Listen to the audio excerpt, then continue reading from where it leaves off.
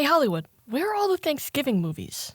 Let's get one thing straight. When I say Thanksgiving movie, I'm not talking about a movie that briefly references the holiday. And I don't mean movies that use Thanksgiving as a backdrop for some other story. Gobble, gobble. To me, a Thanksgiving movie has to be about Thanksgiving itself. So, what does that mean? What makes a good Thanksgiving movie? That's what today's supposed to be all about, right? Torture. Thanksgiving is all about giving thanks and celebrating the harvest. It's celebrated with food and family. I'm Marty Page, and I'm thankful that my dad's coming home for Thanksgiving. If you grew up in the United States, you might have done a little play as a kid where you dressed as a pilgrim or a Native American, holding hands with your classmates and painting a pretty picture that we now know is far from the truth. Monica, please. More like thanks-taking, don't you think? Every year around this time, I watch Home for the Holidays. It's a movie about a single mother, Claudia Larson, who gets fired right before Thanksgiving. She heads to her parents' house alone, since her daughter is spending the holiday with her boyfriend. There, she has to deal with a whole cast of dysfunctional family members, like Tommy, who butts heads with the uptight Joanne over his bohemian and openly gay lifestyle, and Aunt Gladys, who is just really weird. There's one scene that, amidst all the dinner preparations that day, everyone in my family sits down to watch. A scene that took 10 days and 64 turkeys to get right. Thanksgiving dinner. You see, the best Thanksgiving movies are like ticking time bombs. The characters are all just hurtling towards that dinner, trying not to kill each other before the turkey hits the table. And when it does, everything explodes. I have to sit here for a minute and prepare myself. Everyone's reaching around the table with tons of overlapping dialogue. Joanne brought some healthy turkey and is only letting her kids eat from that. Over the course of the day, weird Aunt Gladys has gotten trashed and is now digging up dirt, like the time she kissed her sister's husband in the 60s. And during all of this, Tommy's just trying to carve the turkey, until suddenly the bird launches at Joanne.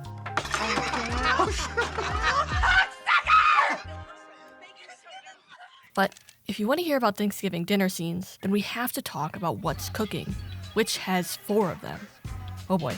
Here we go. What's Cooking shows us Thanksgiving Day for 4 families in Los Angeles. Right from the start, it's not going well. In one family, the son has invited his estranged father without telling his mom. In another, the daughter has brought her girlfriend, but her parents won't let them be out to the guests. Next door, an overworked wife tries to keep it together with her nagging mother-in-law and her husband who recently had an affair. And across the street, 2 teenagers battle with their overbearing parents. And I mean, how many movies have a mashed potato montage set to Wipeout? That alone makes it worth watching. Throughout the movie, people are constantly walking across the frame. It's crowded, it's chaotic, and it's loud. When the dinner sequence starts, it goes on for over half an hour. And let me tell you, it's so much fun to watch this big, tasty soup of a movie boil over. Just keep pouring. One turkey burns and another falls through the table. Mom's brought her new guy out, angering her son who's still loyal to the dad that skipped out on them. The lesbian couple comes out, and get this, they're having a baby too. Rachel is a lesbian, like Ellen. All of the families are talking about the new governor, especially in one home where the son threw paint on him the day before. Everyone is screaming and crying and arguing until a gun goes off.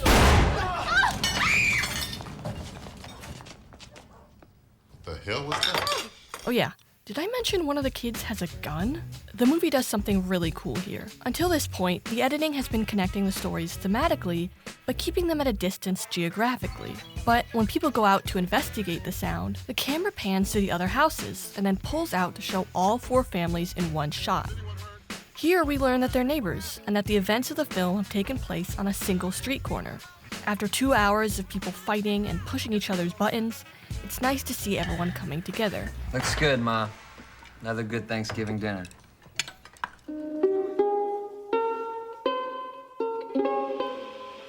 My favorite Thanksgiving movie is Pieces of April, which is all about a young woman preparing to host her family for Thanksgiving.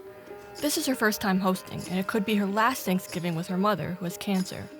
That morning, however, her oven breaks. The film follows April running around her apartment building trying to cook her turkey while the rest of her family drives to see her. As all of this unfolds, we learn that April and her mother don't have the best relationship. You don't get along, do you? No, not at all, never have. It's a sadder twist on the ticking time bomb that we saw in Home for the Holidays. The split structure really stacks the odds against April. She wants to get this right, but her family doesn't believe in her. I'm the first pancake. What do you mean? She's the one you're supposed to throw out. We begin to wonder, between the oven fiasco and unwilling family members, will we even make it to dinner? And at first, we don't.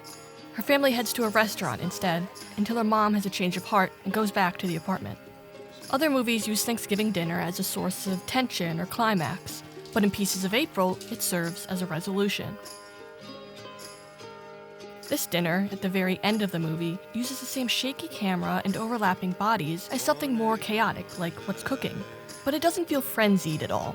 Instead, it creates a feeling of togetherness and a moment of peace as we witness these unsteady first steps. The meal is shown only through still images and tiny moments without sound. New memories coming to life. I've always loved you in my way.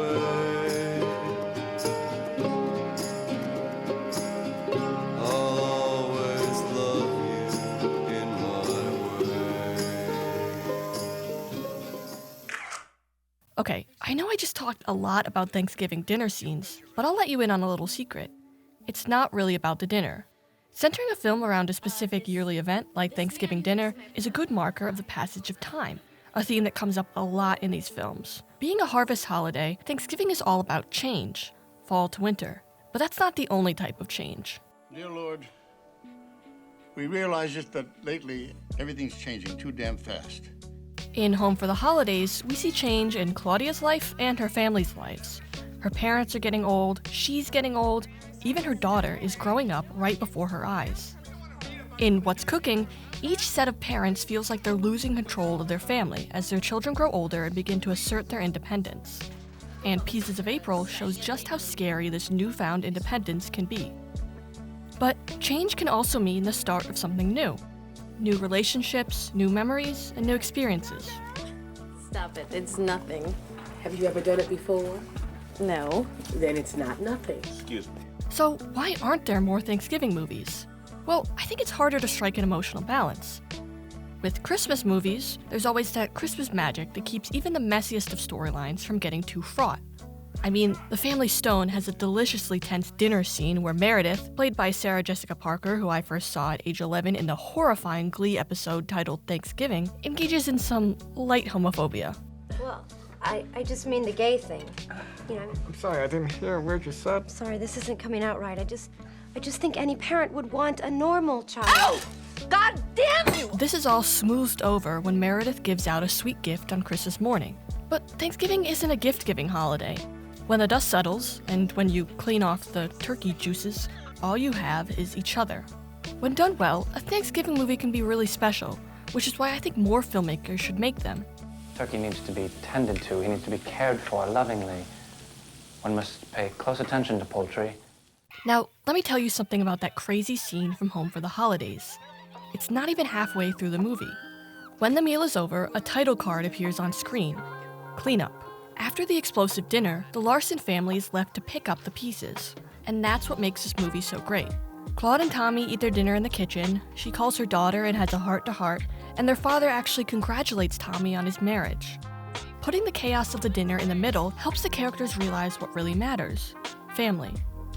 Once there was this one day where everybody seemed to know they needed each other. There are some Thanksgiving movies that don't make it to the cleanup. Movies like Cretia, where the host relapses and ruins the turkey, or The Humans, which features a family so dysfunctional that there's no coming back. If you're going to make a Thanksgiving movie, you better show me what the characters have to be thankful for. Otherwise, it's just a movie about a regular family dinner. Deck the halls. I can't wait for goddamn Christmas. Happy Thanksgiving. If you're from a country that doesn't celebrate it, I hope this video was able to give you a little taste of the holiday. If you'd like to see more video essays like this, subscribe to my channel, and maybe even consider supporting me on Patreon for early access and behind-the-scenes content. My name is Queline, also known as kikikrazed, and thank you for watching.